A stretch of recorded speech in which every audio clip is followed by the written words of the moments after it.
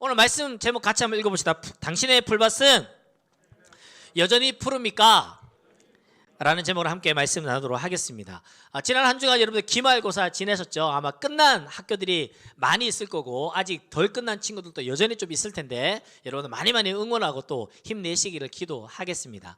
시험 기간 지나면서 어쩌면 뭐 목사님 좀 힘들어요, 도움이 필요해 하는 친구들도 있을 거고, 아니면 뭐 푸념하고 싶을 때 있잖아요. 뭐 특별히 도움을 필요로 하진 않지만 막 이렇게 막 썰도 풀고 싶고 막 그럴 때 있잖아. 마음이 응어러지고 좀 어쨌든 누군가에게 확 쏟아내고 싶을 때 그럴 때 있을 것 같아요. 그럴 때 언제든지 목사님한테 연락 주시라고. 아마 여러분들 목사님 연락처 다 갖고 있겠지만 핸드폰이나 페메나 DM이나 뭐 어떤 거든 괜찮으니까 연락 주시면 좋겠고요. 어제 오전 중에 연락이 와서, 오전 중에 토요일이다 보니까 한 친구가 여학생인데 자기가 부끄러워서 누군지 밝히지 못하겠다고, 서영고등부 학생이라고 연락이 왔는데, 어젯밤, 그러니까 토요일 오전에 연락 왔으니까 금요일 밤에 추측컨대 시험 끝나고 이제 그런 일이 벌어졌던 것 같아.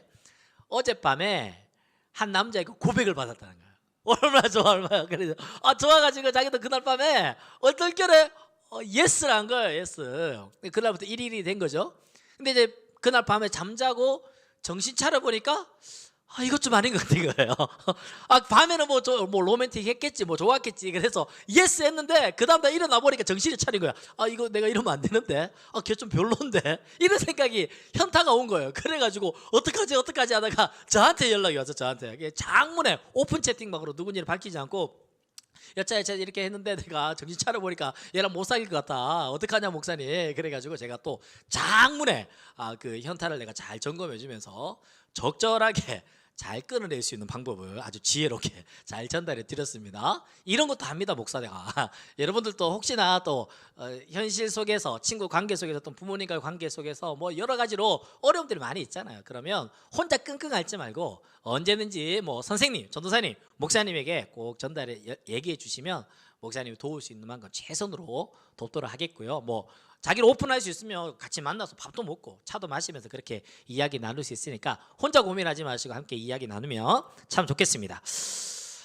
이제 고등부는 이제 수련회 모드로 이제 전환이 됩니다. 목사님도 이렇게 옷도 이렇게 입었고요. 우리 수련회 포스터도 이렇게 되고, 이렇게 여러 가지 수련회 모드로 전환이 되는데, 수련회 모드라고 하지만 여러 가지 좀 조용하죠, 그죠? 원래 같았으면 뭐 드림센터의 스태프들 막 북적북적하고 임원단 부터 기말고사 치자마자 막 공연 준비시키고 막 이랬을 텐데, PPT 제가 안 넘어가네, 좀 넘어갈 수 있도록 도와주세요. 그렇게 했을 텐데 온라인으로 진행되다 보니까 예년만큼은 좀 우리가 북적북적하지는 않죠. 그럼에도 불구하고 우리가 교회로 와야 되는, 또는 수련회 현장까지 가야 되는 이런 여러 가지 기회 비용들을 좀 줄이되 각 가정에서 여러분의 각자의 초소가 수련회 현장이 될 수 있도록, 그래서 오히려 본질에 더 집중할 수 있는, 막 버스 타고 몇 호차 타고 뭐 이런 그런 이렇게 에너지를 좀 줄이되 오히려 은혜 받는 데만 집중할 수 있도록 우리 그렇게 온라인 수련회 함께 동참하면 좋겠습니다. 포토 모자이크도 우리가 진행했고, 또 이렇게 여러분들에게 선생님들 통해서 수련회 신청할 수 있는 안내가 다 전달이 되었을 거예요. 지체하지 말고, 또 주저하지 말고, 뭐 다음 주에 하지, 그럴 거 뭐 있어, 다음 주에 할 거 지금 하면 되지. 오늘 다 빨리 했으면 좋겠어요. 서영고등부 등록을 빨리 하는 부서니까요, 우리 빨리 오늘 뭐 한 90% 다 해버리고 안 한 친구들 뭐 개별 신방하면서 그렇게 진행하는 걸로 오늘 다 마무리할 수 있으면 좋겠습니다. 오늘 주제의 말씀, 우리 수련회 주제 말씀은 에베소서 2장 15절 말씀입니다. 법조문으로 된 계명의 율법을 폐하셨으니 이는 둘로 자기 안에서 한 세 사람을 지어 화평하게 하시고, 아까 영상에도 나왔듯이 둘이 하나가 되어져서 하나님의 화평을 이루어간다. 그 말은 즉 교회를 의미하고 있거든요. 이 주제가 어떻게 우리에게 풀려져 갈지, 아마 2017년도였나요? 오래전에 몇 년 전에 우리 아머 오브 갓이라는 제목으로 막 전신갑주 취하는 그 주제로 수련회 했던 기억이 있을 겁니다. 중등부 때도 했었을 테니까. 그때도 에베소서 말씀이었는데, 그때는 뭔가 이제 영적인 무장을 중심으로 말씀을 나눴다면, 이번에는 하나님이 지으신 교회의 관점으로 에베소서 말씀을 함께 살펴보게 될 텐데, 우리 은혜가 있으면 좋겠습니다. 우리가 특별히 에베소서 말씀을 수련회 주제로 삼게 된 이유 중에 가장 큰 것이 뭐냐 하니까, 코로나 때문에 우리가 교회 잘 나오지 못하고 각자의 가정에서 예배를 드리고, 또 온라인으로 예배를 드리고, 이렇게 해도 돼? 그리고 또 막 영상도 이렇게 올라오잖아요. 이렇게 뭐 설교도 올라오고 찬양도 올라오고, 우리 원래 다 올려줬긴 하지만 굳이 실시간으로 예배를 드릴 필요가 있을까? 뭐 나중에 좀 시간 날 때 드리면 안 돼? 이런 마음들이 좀 드는 것 같아요. 그 이유가 뭘까요? 교회가 무엇인지, 예배가 무엇인지 교회론에 대해서 우리가 좀 더 명확하게 그림을 그려가지 않았기 때문이라고 생각을 헤어져서 요번에 에베소서 말씀이 다른 많은 성경에 교회가 나오지만 에베소서 말씀이 교회에 대해서 가장 잘 다루고 있는 책이기 때문에 이 말씀으로 함께 우리가 은혜를 누리고자 합니다. 그렇다면 에베소는 어떤 지역일까요? 에베소는 지금의 터키 지역인데요, 로마 제국의 가장 크기도 하고 중요한 도시였습니다. 항구 도시여서 많은 상업과 무역이 활발했고요, 수많은 사람들이 그곳으로 오가기도 했고, 그리고 참 많이 번영한 도시였습니다. 그리고 도시가 번영되다 보니까 수많은 사람들이 거기에 유입되기도 하고 이민 와서 살기도 하고, 이민 와서 사는 사람들은 이전에 그가 가지고 있었던 종교나 문화나 세계관이나 가치관을 가지고 와서 그 지역에 머물며 살기도 했습니다.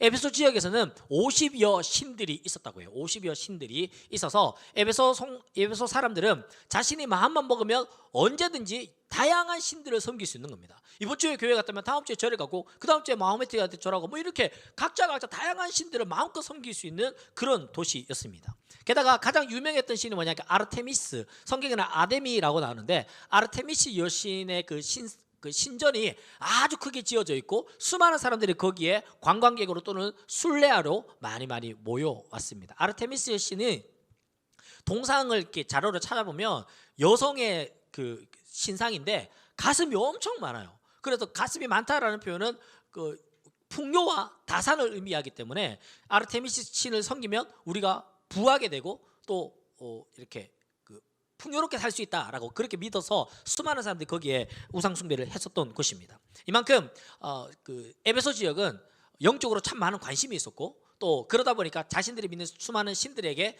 무술 행위와 또 주술 행위를 통하여서 자신들이 보호받고자 하는 그런 마음들이 컸던 곳이 바로 에베소 지역입니다.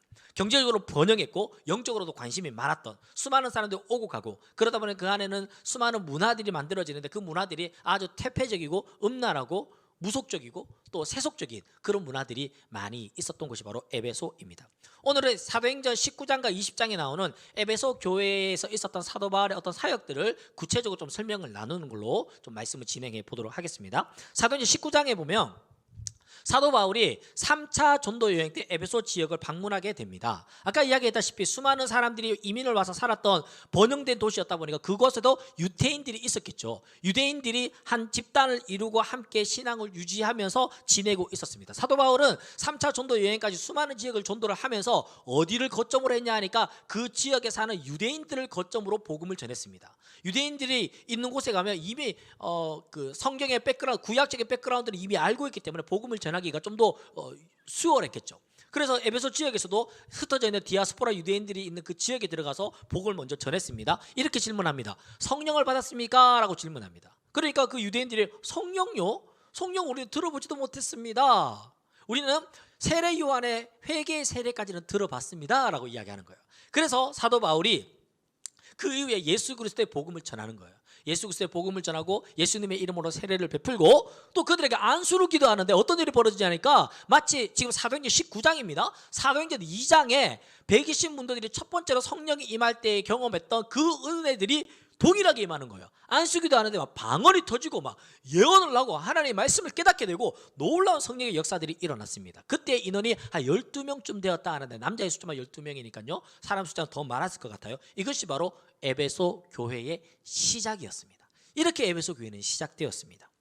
이후에 사도 바울은 석 달 동안 머물면서 하나님의 말씀을 강론하고 가르쳤습니다. 그런데 사람들이 싫어하는 거예요. 사도 바울의 가르침이 그들의 가르침과는 좀 다른 거예요. 좀 그들의 가르침을 배척하는 거예요. 우리가 우상 숭배를 싫어하잖아요. 우상 숭배는 하나님이 싫어하는 거기 때문에 그렇게 가르치잖아요. 그러다 보니까 여러 50여 신들을 섬기는 사람들이 자신들을 배척하니까 이들도 사도 바울을 배척하는 것입니다. 위협하는 겁니다. 비방하는 겁니다. 그래서 사도 바울이 좀 더 피해서 에베소 지역의 좀 외곽 지역에 있는 두란노 서원에서 말씀을 날마다 가르치기 시작합니다. 이걸 얼마나 했냐 하니까 2해 동안, 횟수로 하면 두 해 동안 하는데 이걸 횟수로 하면 3년 동안 그렇게 말씀을 가르쳤습니다. 사도 바울이 여러 전도 지역을 하면서 복음을 전했는데 가장 많이 머물렀던 곳이 바로 에베소 지역입니다. 그들은 많은 영적인 피로들을 느끼고 있었고 사도 바울을 통해서 말씀이 가르쳐지고 또 그뿐만 아니라 놀라운 성령의 역사도 나타났습니다. 아까 전에는 성도들에게 내적으로 성령의 역사들이 나타났다면 이제는 외적으로 성령의 역사가 나타나기 시작하는데 사도 바울은 그때 직업이 있었습니다. 직업이 뭐냐니까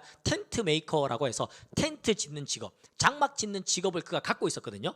그래서 그는 자기 스스로 일을 하면서 거기에서 나오는 수입을 가지고 복음 전도 사역을 감당했던 사람이었습니다. 그러다 보니까 그의 손에는 손수건도 있고 뭐 이렇게 그 앞치마도 작업할 때 입는 앞치마도 있고 이랬는데 사람들이 막 이렇게 사도 바울의 가르침을 받고 막 기도받고 하는데 너무너무 많은 숫자가 모이니까 사도 바울의 손수건을 그냥 집어던지고 막 앞치마를 벗어다가 집어던지면 그 손수건을 받는 사람도 손수건에 앞치마에 손을 대는 사람도 병이 낫는 거예요. 귀신이 막 떠나가는 거예요. 엄청난 역사들이 막 나타나는 거예요. 이걸 사람들이 막 구경했습니다. 봤습니다. 거기에 마술사라고 하는데 원어에 보면 엑소시스트, 즉 귀신 쫓아내는 사람. 그 당시에 그 지역에도 막 무당 같은 귀신 쫓아내는 사람들이 있었는데 이 사람도 이걸 보니까 놀라운 거예요. 대박, 그냥 앞치마를 벗어 던졌는데 그 앞치마를 만지는 사람도 귀신이 떠나가니까 얼마나 놀라운 광경이었겠습니까? 그래서 그들도 사도 바울처럼 흉내를 내는 거예요. 마치 막 예수님은 마치 믿는 것처럼 예수 이름으로 귀신을 떠나가라 막 이러면서 유행처럼 막 번져나가기 시작했습니다. 14절에 16절 말씀에 바로 이어서 유대 지역에 있는 제사장 스게와라는 사람이 있는데 그 사람의 7명의 아들이 있는데 7명의 아들들도 마치 사도 바울처럼 흉내를 낸 겁니다. 어떻게 이야기했을까요? 예수님의 이름으로 마귀라 떠나가라 뭐 이렇게 얘기했겠죠. 그런데 15절에 이렇게 이야기합니다. 악귀가 대답하여 이르되, 귀신이 대답합니다. 내가 예수도 알고 바울도 알거니와 너는 누구냐? 나는 예수도 안다, 바울도 안다, 넌 누구냐? 마치 스게와의 7 아들들이 예수님을 제대로 알지 못하고 제대로 믿지 못하는 그런 사람이었던 것 같습니다. 그래서 악귀가 그 7 아들들에게 확 달려들어서 어떻게 이야기합니까? 그들이 상하여 보스 몸으로 그 집을 도망하는지라. 그렇게 수치를 당했다라는 거예요. 예수님을 제대로 알지 못한 채 복음을 받지 않은 것처럼 예수님을 제대로 아는 것처럼 흉내나 내고 모양만 따라했던 그 사람들에게는 수치를 당했더라라는 거예요. 우리는 어떻습니까? 우리 정말 예수님을 잘 믿고 있습니까? 스게와라는 제사장의 아들들입니다. 우리 교회 집사님 아들 딸 아닙니까? 순자님 아들 딸 아닙니까? 그렇다고 내 신앙이 보장되는 것입니까? 스게와의 7 아들들은 수치를 당했어요. 하나님의 복음과 하나님의 능력과 예수 이름의 그 능력을 제대로 알지 못하고 흉내만 냈던 것입니다. 우리의 예배는 어떻습니까? 우리의 예배 어떤 누군가가 드리는 그 예배를 흉내내고 있지는 않습니까? 우리가 돌아볼 한 영역이라고 저는 생각됩니다.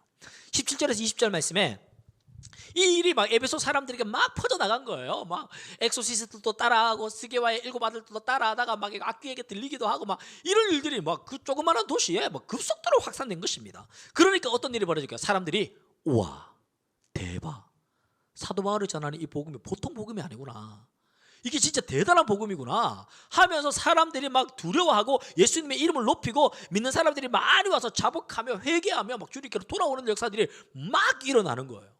그리고 19절에 이렇게 이야기합니다. 마술을 해가는 자들이 막 이렇게 뭐 마술책 사가지고 막 오늘의 운세 뭐 찾아보고 막 불경 보고 이랬던 사람들이 막 자기 책을 가져와가지고 이 책은 다 거짓이다, 이건 뭐 다 나쁜, 이건 뭐 이게 진리가 아니다, 마치 막 그 호그와트 마법 학교에서 배웠던 그 책들 다 가져와가지고 이거는 말도 안 되는, 이거는 가져다 이러면서 이렇게 광장에 모아서 다 불사질러 버린 거예요. 불사질러 버린 거예요. 진짜 진리를 알고 나니까 자기들의 가짜 진리들을 다 그냥 막 허탄하게 여기고 다 불태워 버린 거예요. 그 불태워 버린 책이 얼마인지 알아요? 은 5만이나 되더라. 은 5만.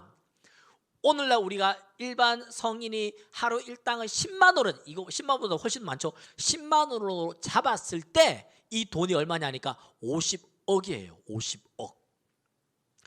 엄청난 대가 지불을 한 거예요. 이때까지 자기가 믿어왔고 자기가 따라왔던 그 많은 허탄하고 잘못된 것들을 그냥 제대로 된 믿음 앞에서 반응하기를 50억을 손해보는 것도 아까워하지 않을 만큼 그들은 결단했던 것입니다. 진리를 발견한 사람들의 태도이죠. 얼마나 좋습니까? 지금 막 에베소 교회가 처음 시작하고부터 막 점점 막 좋은 소식들이 막 들려나는 거예요. 예수 이름의 능력이 막 나타나기 시작하는 것입니다. 그런데요, 이런 막 좋은 소식이 있으면 어떤 일이 있을까요? 또 나쁜 소식도 있겠죠. 23절에서 41절 말씀에 긴 내용인데요. 자, 간단하게 설명드릴게요. 데메드리오라는 사람이 등장합니다. 이 막 데메드리오라는 사람이 어떤 사람이냐니까 아데미 여신의 신전 있잖아요. 그 신전 옆에서 가게를 열었는데 어떤 가게냐니까 아데미 여신을 은으로 장식을 해가지고 동상을 만들어서 판매하는 사람입니다. 오늘날로 따지면 제주도에 가면 뭐 있어요? 돌나르방. 돌나루 막 판매하는 사람인 거예요. 그러니까 수많은 사람들이 아데미 여신에 내가 숭배하기도 하고 순례하기도 하고 관광객으로 오고 많은 사람들이 와서 그 집에 와가지고 은으로 만든 그 아데미 여신상을 막 사가는 거예요. 얼마나 사업이 잘 됐겠어요. 얼마나 영업이 잘 됐겠어요. 그런데요, 사도 바울이 와가지고 복음을 전하는데 사람이 만든 것은 신이 아니다 이야기하는 거예요. 맞죠? 사람이 만든 이거 뭐 리모컨, 우와 이거 빨간색 불도 나오고 이거 막 조독도 되고 멋지다. 이렇다고 이게 신이 되겠냐라고요. 이게 신이 될 수 없죠. 그렇게 이야기한 겁니다. 사람이 만든 건 신이 아니다. 그러니까 장사가 안 되는 거예요. 게다가 그의 논리가 좀 맞습니다. 그러면 우리가 섬기고 있는 아데미 여신상, 아데미 여신상은 누가 또 만든 거 아니에요. 저절로 만들어진 거 아니잖아요. 그것도 사람이 만들었는데 이것도 가짜냐 말이냐? 가짜죠. 그걸 막 이야기하면서 사람들은 선동합니다. 어떻게 선동하냐 하니까 28절 말씀에 분노가 가득하여 외쳐 이르되 크다 에베소 사람의 아데미여, 크다 에베소 사람의 아데미여. 막 선동질을 합니다. 막 선동질하니까 사람들이 맞다 그러면서 막 거기에 피해 입었던 사람들은 막 일어나기 시작하고 데모하기 시작하고 아데미 이러면서 막 예수님의 복음을 전하는 사람들 잡아다가 볼모로 잡아놓고 막 광장에 끌고 가가지고 막 2시간 동안, 성경에 뭐라 그러는지 알아요? 2시간 동안 34절 말씀에 크다 에베소 사람의 아데미여 하기를 2시간이나 하더라. 2시간 동안 막 아데미 사람들이 막 모여들었습니다. 뭐야 나도 잘 모르겠어. 뭐라 그러는데 막 모여가지고 막 군중심리에 막 몰려가지고 막 아데미를 외치고 있었습니다. 잘못하다가 뭐 사람들이 막 이렇게 막 감정이 막 억세지다며 막 이렇게 잘못하다가 사도 바울의 제자들이 막 돌에 맞아 죽을지도 모르는 그런 위협적인 상황이었죠. 그때 사도 바울이 그 광장으로 들어가려고 하니까 제자들이 말립니다. 바울 선생님 오지 마십시오. 위험합니다. 도망가십시오. 그래서 사도 바울이 그때 피신하게 됩니다. 그때 35절 말씀에 서기장이라는 사람이 그 동네를 관리하는 뭐 공무원이겠죠. 그 사람들을 불러다가 조용해라, 좀 조용해봐라. 지금 사도 바울이 뭐 신전에서 뭐 그릇을 훔쳤나, 뭐 도둑질을 했나, 무슨 잘못을 했냐? 그도 자신의 종교를 그냥 가르쳤을 뿐이지 않냐? 정말 무슨 고소할 거 있으면 합법적으로 고소해라, 고소. 그러면 될 거 아니냐? 그러면서 우리는 이 불법 집회에 관해 보고할 자료가 없다 하면서 사람들을 흩어버리는 사건이 있었습니다. 엄청나게 큰 사건이옵니다. 그리고 난 다음에 사도 바울은 이렇게 피신을 갔다가 다른 지역에 복음을 전하고 마지막에 예루살렘에 복귀하려고 할 때 에베소 교회가 얼마나 걱정되겠어요. 자기가 그렇게 피신하고 그 엄청난 일이 있었는데 도대체 무슨 일이 그 뒤로 어떻게 있었는지 알지 못하니까 궁금해가지고 에베소 교회에 가고 싶었으나 못 가는 거예요.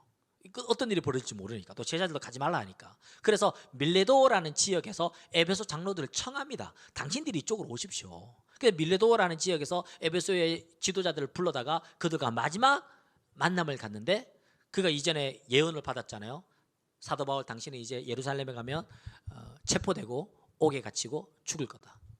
그 예언도 들었기 때문에 에베소 장로들과 만나서 당신들과의 만남이 이제 마지막일 거다. 그리고 당신들 에베소 교회에 더 많은 영적인 어려움이 있을 거다. 그러나 내가 3년 동안 머물면서 여러분들이 가르쳤던 하나님의 말씀과 교훈을 기억하면서 잊지 말아라. 믿음을 잘 지켜라. 그렇게 이야기하고 서로 막 포옹하면서 입 맞추면서 눈물을 펑펑 흘리면서 굿바이를 하게 됩니다. 그리고 실제로 사도 바울은 예루살렘에 가서 체포되고 로마로 압송되어 감옥에 갇히게 되지요. 그리고 6년이 흘러서 사도 바울이 사랑하고 보고 싶은 에베소 교회에 편지를 쓰게 됩니다. 그 편지의 시작이 이렇습니다. 에베소서 1장 1절. 하나님의 뜻으로 말미암아 그리스도 예수의 사도된 바울은 에베소에 있는 성도들과 그리스도 예수 안에 있는 신실한 자들에게 편지하노니 라고 기록이 되어져 있습니다. 우리는 알고 있습니다. 에베소 지역이 어떤 지역인지. 방금 다 살펴봤잖아요. 이방 지역입니다. 아르테미 신전을 중심으로 해서 수많은 우상들이 있는 곳입니다. 경제적으로 번영하였고 무역과 상업이 번영했던 곳입니다. 사람들이 살기 좋은 도시일런지 모르겠지만 그만큼 영적으로도 또 물질적으로도 세속화되어져 있는 지역입니다. 그런데 사도 바울은 그곳에 편지를 쓰면서 뭐라고 이야기합니까? 에베소 성도라고 기록하고 있습니다. 왜 그렇습니까? 그들이 그 수많은 에베소의 세속적인 문화 속에서도 하나님의 거룩한 무리로, 하나님의 선택받은 하나님의 백성으로서의 그 정체성을 잃지 않고 있었다라는 거예요. 태폐적이고 세속적인 문화 속에서 나는 하나님께 거룩하게 구별된 하나님의 백성이다라는 그 생각으로, 그 믿음으로 성도로서 살고 있는 그들이 있었다라는 겁니다. 더불어서 이렇게 이야기합니다. 그리스도 예수 안에 있는 신실한 자들. 그 성도들을 다시 어떻게 표현합니까? 그리스도 예수 안에 있는 신실한 자들. 그들은 지금 어디 살고 있는 거예요? 에베소에 살고 있습니다. 에베소에 땅을 짓고 머물며 집을 짓고 가족들과 함께 살고 있어요. 학교 다니고 직장 다니고 장사하고 그렇게 살고 있지만 그들의 소속이 어디입니까? 그리스도 예수 안에 있는 거예요. 에베소 안에 살고 있지만 그들의 육신은 에베소 안에 살고 있을는지 모르겠는데 그들의 영혼은 그리스도 예수 안에 소속되어 살아가는, 그 안에서 신실하게 그 신앙을 지키며 살아가고 있었던 것입니다. 우리가 살고 있는 이 지역을 사람들은 천당 밑에 분당이라 할 만큼 좋은 도시입니다. 대한민국의 최초의 첫 번째 신도시, 1호 신도시 아닙니까? 그러니까 대한민국 수많은 지도자들이, 똑똑한 사람들이 얼마나 이 도시를 잘 기획하고 계획했냐고요. 그만큼 지금 몇십 년이 흘렀음에도 불구하고 좋은 도시로 손꼽히고 있습니다. 좋습니다. 분당, 저도 분당에 삽니다. 너무 좋습니다. 너무 만족스럽습니다. 그런데요, 송도는요, 이 지역에 번영한 도시에 내가 머물며 그 지역에 소속되어서 거기에 만족하며 살아가는 존재가 송도는 아니라고요. 송도는 그 도시가, 난 이 도시 너무 좋아. 1기 신도시, 2기 신도시, 3기 신도시, 강남, 서초 너무 좋아, 너무 좋아. 나 여기 사는 게 너무 좋아, 너무 만족스러워. 그게 송도가 아니라고요. 거기 살지 말라는 게 아닙니다. 지금 어떤 말인지 아시죠?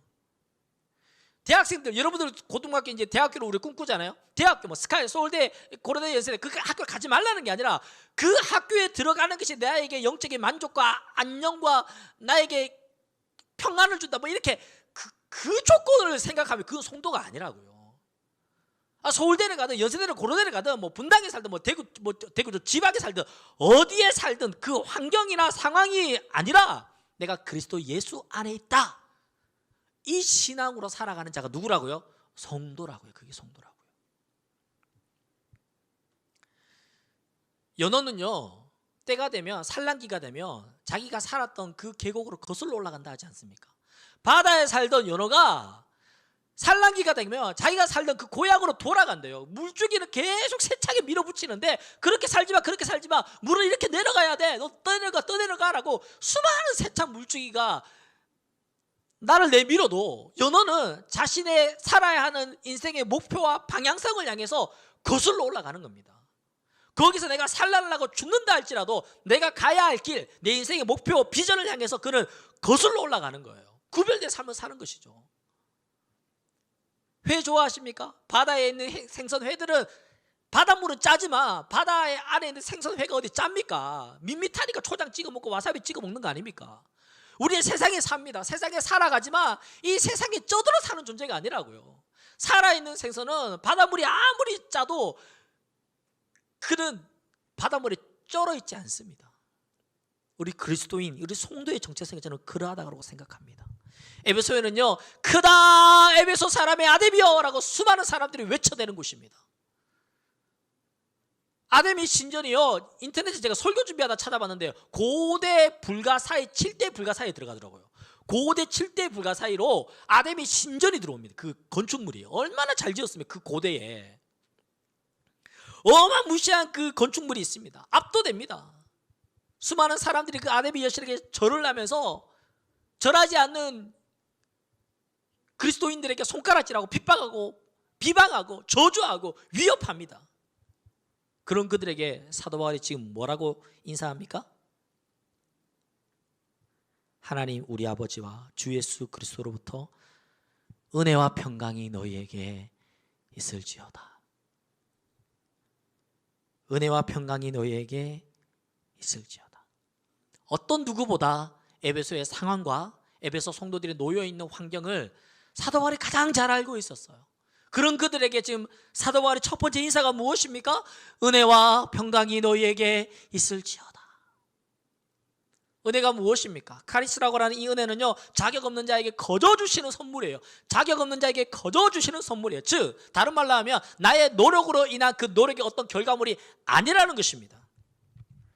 내가 1시간 기도했기 때문에 나는 은혜 받았어. 나는 성경 일독했기 때문에 은혜를 받았어. 난 신앙 훈련을 했기 때문에 은혜를 받았어. 나는 10년 동안 교회를 안 빠졌기 때문에 은혜를 받았어가 아니라는 거예요. 우리가 은혜를 받기 위해서 기도하고 은혜를 받기 위해서 성경을 읽고 은혜를 받기 위해서 예배를 하는 것이 아닙니다. 그럼 왜 예배하고 왜 기도하고 왜 성경이 있습니까? 은혜를 받았기 때문에. 이미 은혜를 받았기 때문에 내가 기도하는 것이고, 내가 이미 은혜를 받았기 때문에 하나님의 말씀을 더 상고하는 것이고, 내가 이미 은혜를 받았기 때문에 그 은혜에 대한 반응으로 예배하는 것입니다. 나의 애씀과 노력의 결과물로 주어지는 것은 일시적인 만족을 줄 뿐이에요. 우리가 열심히 공부해서 좋은 대학 갑시다, 내가 원하는 대학 갑시다, 그러면 기쁠까 있을 거예요. 기쁘죠.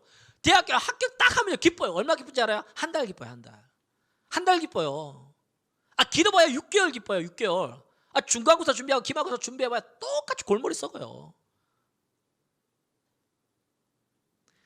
나의 노력으로 주어지는 일시적인 만족이 아니라 영원한, 나의 어떠함이 아닌 하나님의 어떠함으로 인하여서 거저 주어지는 그 선물, 나의 어떠함이 아닙니다. 하나님의 어떠하심입니다. 그러다 보니까 나의 어떠함으로 인하여서 하나님의 주신 그 선물은 축소되거나 사라지지 않는 거예요. 왜? 나의 어떠함이 근원이 아니니까.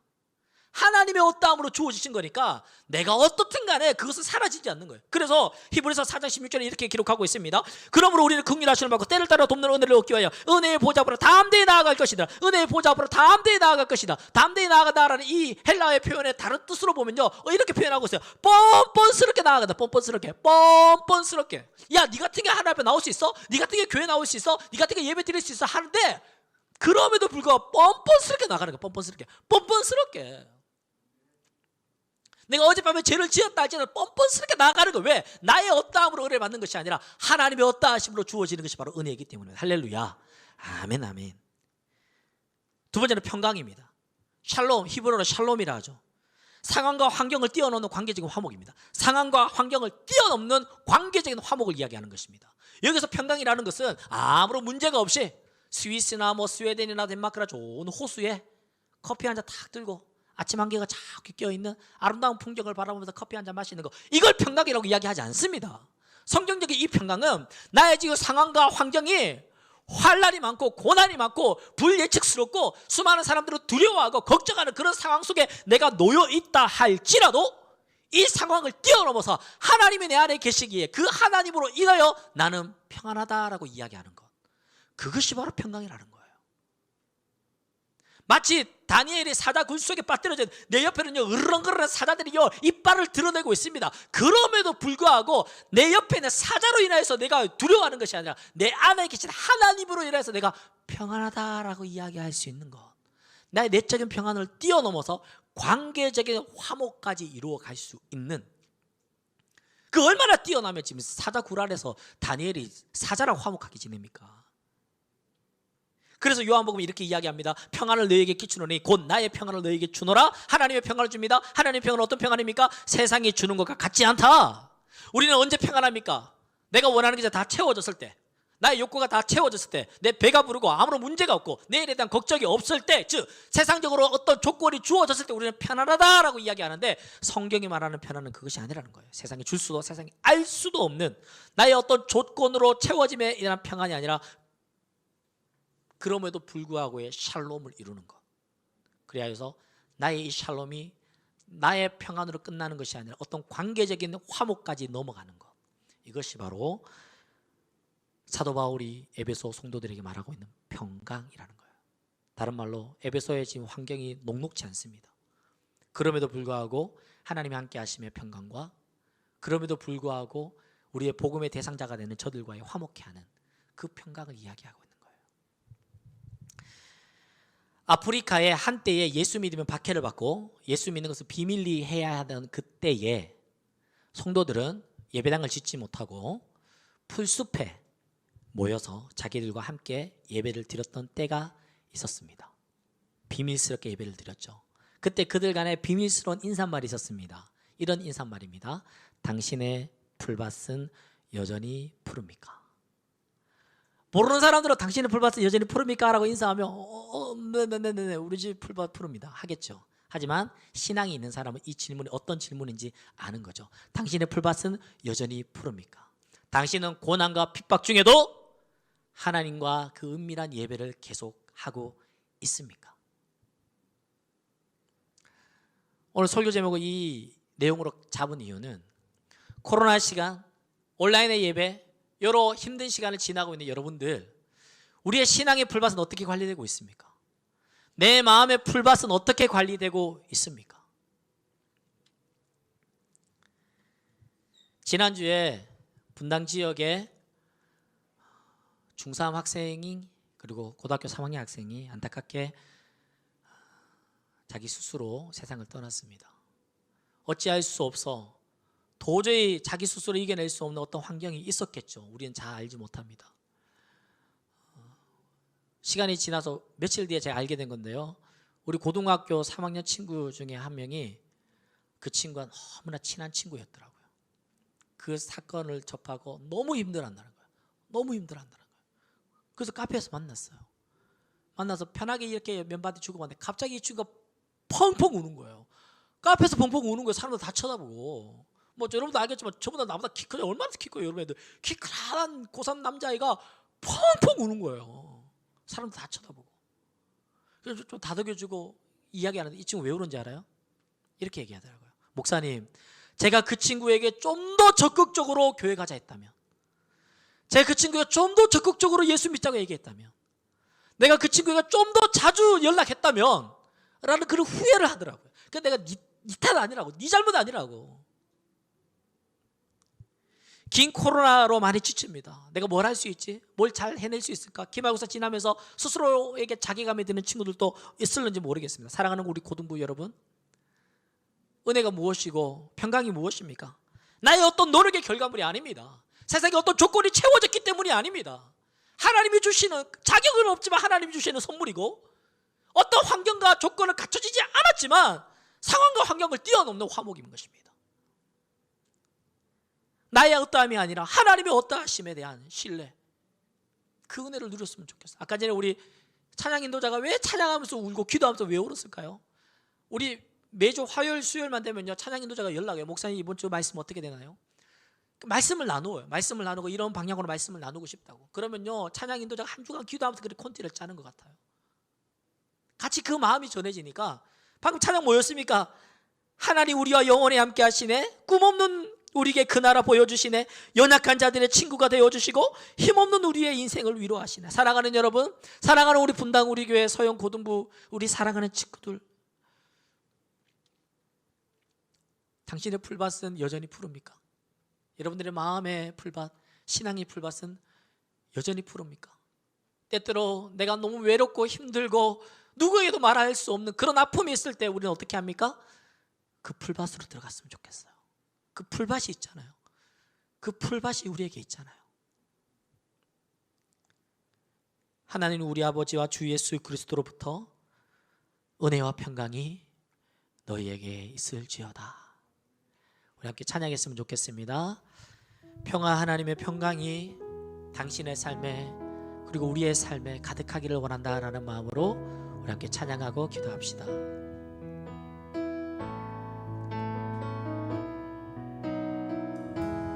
평화, 하나님의 평강이, 평화, 하나님의 평강이 당신의 삶에 넘쳐나기를.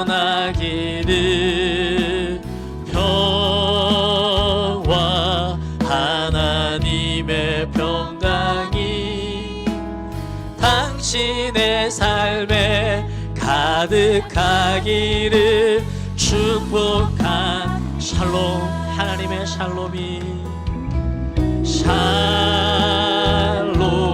하나님의 샬롬이 당신의 삶에 넘쳐나기를. 샬롬,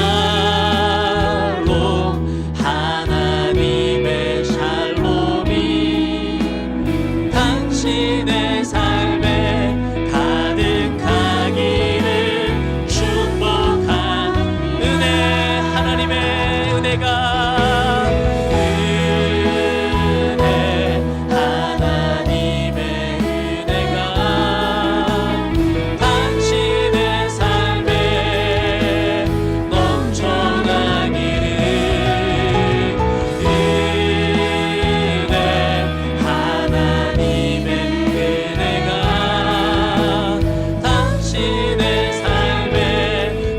가득하기를.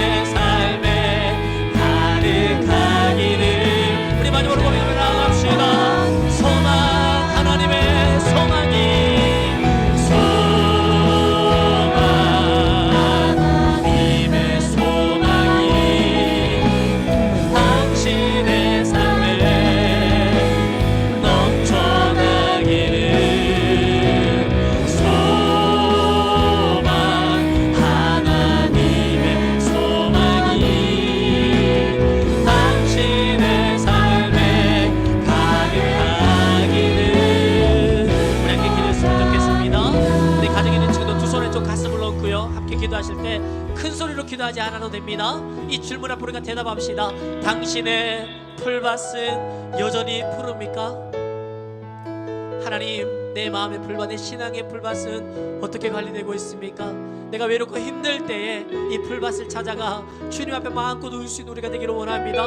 혼자 있지 아니하고 신앙의 공동체가 있음에 감사합니다. 이 공동체 안에서 마음껏 평안을 누리고 은혜를 누리는 우리 소형공동부 식구들 되게 해달라고 우리 크게 기도하지 않더라도 마음 다해 함께 기도하도록 하겠습니다. 사랑의 하나님,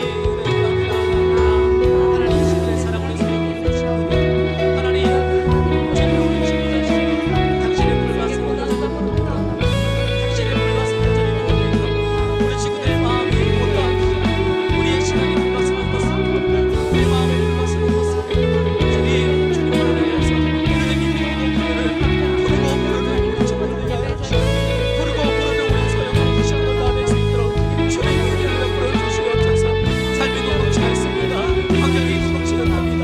하나님, 하지만 나의 어떠함으로 인하여 내가 아니라 어떤 상황과 환경이 채워진다 인하여 내가 아니라 하나님이 연하여 하나님이 없다 하시고 주어지시는 때에 하나님이 없다 하시고 주어지시는 우리가 내 손을 지어 도와주시고 이 불방 나오는 성령을 조리하며 이 불방의 것을 해주시는 우리 모든 소용을 주로 나겠습니다. 주님의 은혜를 베풀어 주시옵소서. 주님을 구합니다.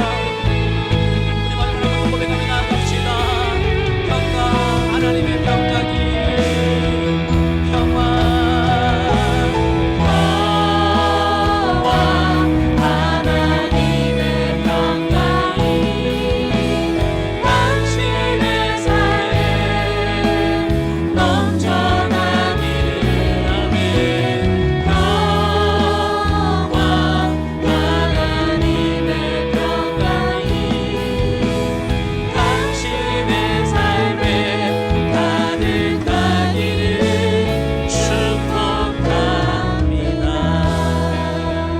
사랑하는 하나님, 우리 친구들의 마음속에 이런 상황이나 환경으로 인하여서 주저하고 좌절하고 또 절망하고 자신 없어하고 자괴감에 드는 친구들을 있다면 하나님 주시는 그 은혜가 나의 어떠함으로 인하여 주어지시는 건 아니고 나의 노력의 결과물이 아니고 세상의 어떤 것으로 채워졌기 때문에 은혜와 평강을 누리는 것이 아님을 우리가 말씀을 통해 배웠습니다. 하나님, 우리 친구들의 마음속에 도저히 세상이 알 수도 없고 줄 수도 없는 하나님의 평강과 은혜를 주님 부어 주시옵소서. 당신의 풀밭은 여전히 푸릅니까? 이 질문 앞에서 주님과 깊이 교제하는 그 풀밭을 찾아가 나의 마음을 토로하고 우리의 마음을 하나님께 나누는, 더불어서 믿음의 공동체 안에서 함께 세워져가는 우리 귀한 소형고등 모든 식구들 다 될 수 있도록 은혜를 베풀어 주옵소서. 하나님, 우리 아버지와 주 예수 그리스도로부터 은혜와 평강이 너희에게 있을지어다. 아멘. 아멘. 감사합니다.